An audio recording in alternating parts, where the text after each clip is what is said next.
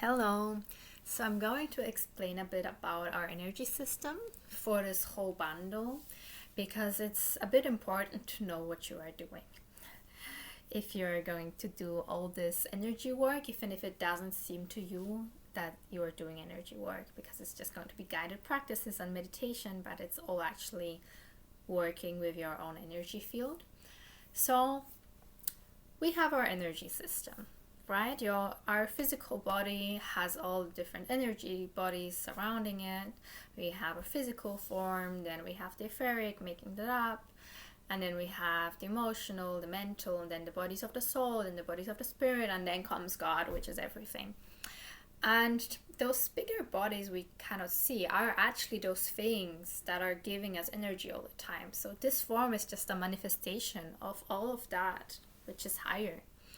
And those bodies have a lot of influence on our life because what we are going through might seem like very random and we don't know anything, but they have it all planned. For them, this is basically them experiencing this human experience through us.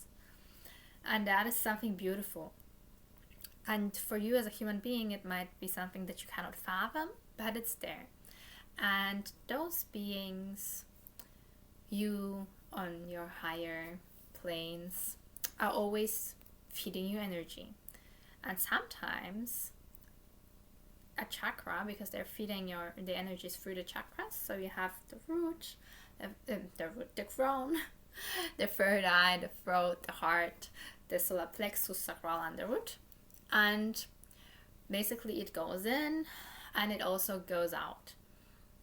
Like the root is your connection also to the earth, to grounding, and all of these are always interchanging. And some of those might be spinning quicker because all of those chakras have a spin, like it's the way that they get the energy into your body. So it's basically like and it's coming in. And that might be quicker, or it might be closed off, or it might be even spinning in the wrong direction. And you want to be aware that when you are doing all of these practices, those different ways which you are interacting with your higher beings might change. Suddenly something might spin quicker, might close, might open more. Something is going to change and you might feel that physically. So your body might start hurting or something is softer, all of those different things. So always keep in mind like those beings being one part of it and the way they give you energy and your system always flowing and interacting, always changing. And then there is the other part of your personality with all of its topics and issues and things you want to work through and you have to integrate. Those things are not always something that you are ready to work through. So, for example, you feel like you want to work through a connection you have to your father and you have some anger there. And you want to do it from your mind, but your body and your emotions are not ready to do it yet. So there might be, even if you practice doing it, cutting it off, there might be some stuff coming up because you were not ready to do it. So you can either practice it again and integrate all that is coming. The fear of maybe losing something, losing a connection, suddenly there's something different. You have to give yourself more safety, more of something else. So just always keep in mind, how am I doing? How am I interacting?